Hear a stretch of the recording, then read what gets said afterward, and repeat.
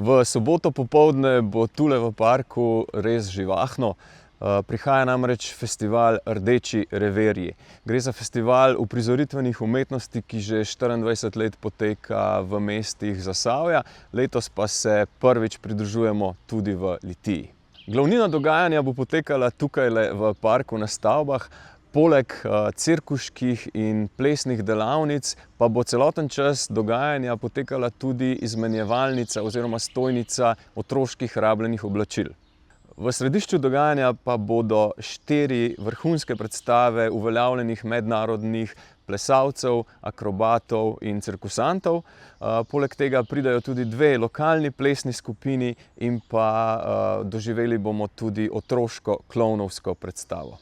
Festival pa bomo zaključili na drugem bregu reke Save, in sicer na ploščadi pred Mestnim muzejem Litija.